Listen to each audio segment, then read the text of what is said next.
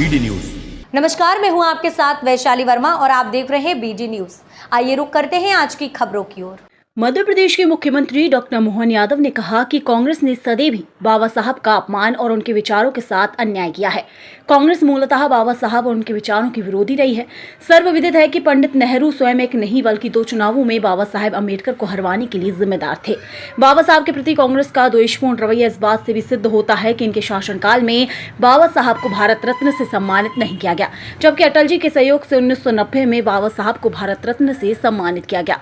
मुख्यमंत्री डॉक्टर यादव आज बीजेपी कार्यालय में मीडिया से बात कर रहे थे। डॉक्टर यादव ने कहा कि कांग्रेस का अम्बेडकर का दुर्भाव शुरू से ही है। बाबा साहब शुरू से ही वंचितों की बात करते रहे हैं। नेहरू जी ने हमेशा उनका विरोध किया। नेहरू ने अम्बेडकर को वित्त और उद्योग का काम कभी नहीं दिया। उन्हें कानून मंत्रालय दिया पर काम नहीं करने दिया। निचले तबके की बात बाबा साहब करते थे पर उन्हें कुछ कहने नहीं दिया जाता था। 1952 के चुनाव में भी उसके वक्त के प्रधानमंत्री ने उन्हें चुनाव हरवाया। कजोलकर एक बार चुनाव लड़े पर उन्हें पद्म विभूषण दिया। मुख्यमंत्री बोले कि कांग्रेस किस मुंह से बात कर रही है, उसे जवाब देना चाहिए। राजीव को भारत रत्न मिला पर बाबा साहब को नहीं। सरदार वल्लभ भाई पटेल, अब्दुल कलाम आजाद को भी भारत रत्न नहीं दिया।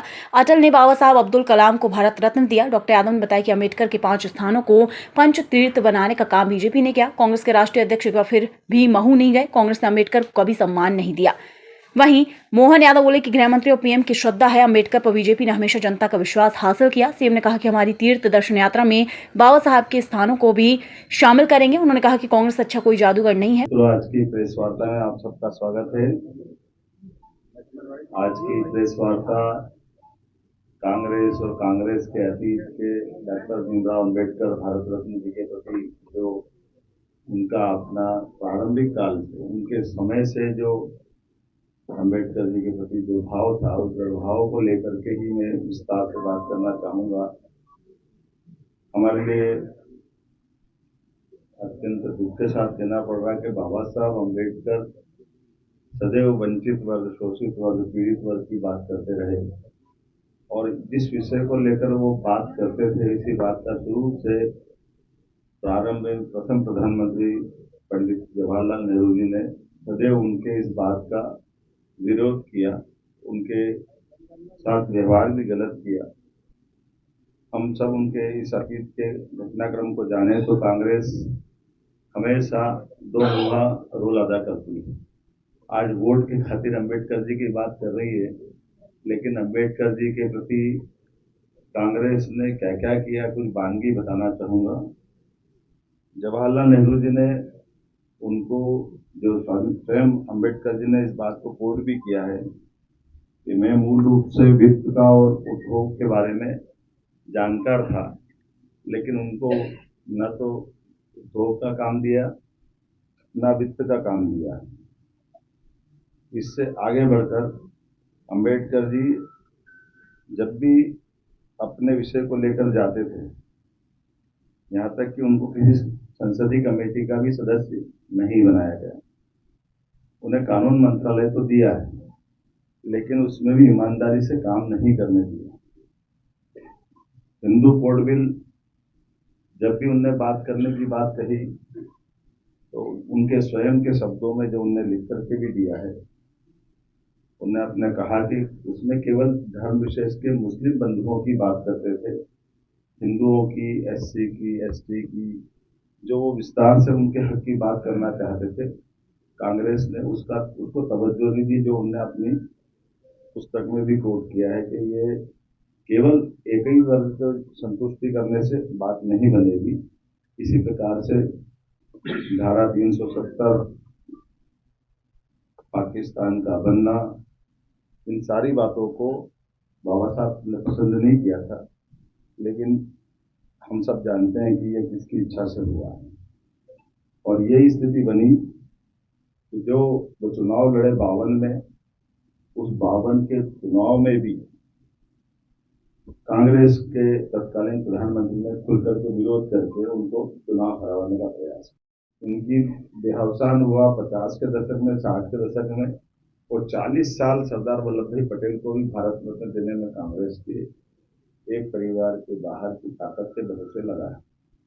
अब्दुल कलाम जी का भी वही हाल हुआ, लेकिन और आगे बढ़कर देखता हूँ तो सरदार वल्लभ भाई पटेल, अब्दुल कलाम आजाद, बाद के क्रम में स्वर्गीय अटल बिहारी वाजपेयी जी ने न केवल भारत रत्न दिया बाबा साहब अम्बेडकर को, यूपीए की सरकार की तुलना में एनडीए की सरकार संयुक्त दलों को सहमत करते हुए समान रूप से जिनने ऐतिहासिक काम किए और ऐसे अतीत के अंदर जिनने बड़ा काम किया, मुझे इस बात की प्रसन्नता है कि हमारे यशस्वी प्रधानमंत्री नेताजी सुभाष चंद्र बोस को भी भारत रत्न दिया है। और ये वो बातें हैं जिसके आधार पर अपने लिए कोई भी दल का, हम सब जानते हैं प्रणब मुखर्जी के प्रति भी नरेंद्र मोदी जी ने उदारता पूर्वक उनको उस पद से नवाजा है। हमारे द्वारा सरकार जब बनती है तो सरकार के लिए बड़ा मंच है, और अम्बेडकर जी ने तो उस समय के समाज को जोड़ करके खासकर शोषित पीड़ित वंचित वर्ग के लिए, हम सब जानते हैं कि सुंदरलाल जी पटवा हमारे मुख्यमंत्री थे जिन्होंने महू के डॉक्टर अम्बेडकर के जन्म स्थान को स्मारक बनाने की दिशा में कदम बढ़ाया। बाद में माननीय प्रधानमंत्री जी ने पंच तीर्थ कर दी। इंग्लैंड में जहां उन्होंने शिक्षा ग्रहण की, चैत्य स्थल मुंबई, जन्म स्थान दीक्षा स्थल नागपुर, महू तो है ही, ऐसे पांचों स्थान को पंच तीर्थ बनाने का काम हमारी पार्टी ने किया है। और इसके पीछे भाव ये है, आप कभी इस तरह से भी देख सकते हैं, अम्बेडकर जी की बात कर रहे हैं तो अम्बेडकर जी को लेकर के देश भर में जयंती मनाई जाती है या पुण्यतिथि मनाई जाती है। एक बार भी जयंती या पुण्यतिथि पे कभी महू आने का काम कांग्रेस के राष्ट्रीय अध्यक्ष ने नहीं किया है। मध्य प्रदेश से एक बार यात्रा गुजर रही थी, तब जरूर महू रुके।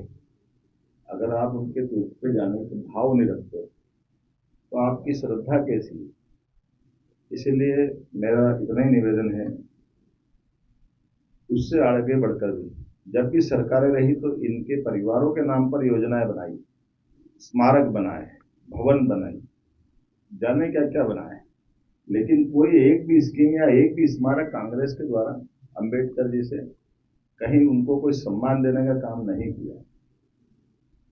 अब अपने चुनावी समीकरण के आधार पर जैसे कांग्रेस हमेशा अतीत में इसी प्रकार के सबूते चला करके बात अपने ढंग से अपना वोट बैंक तलाशने का प्रयास कर रही है।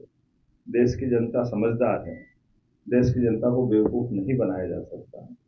मैं उम्मीद करता हूं कि कांग्रेस को अपने अतीत के इस पूरे घटनाक्रम पर माफी मांगना चाहिए और अम्बेडकर जी के प्रति सम्मान प्रकट करते हुए ऐसा कोई उनके द्वारा कदम किया जाना चाहिए जो वास्तव में लगे।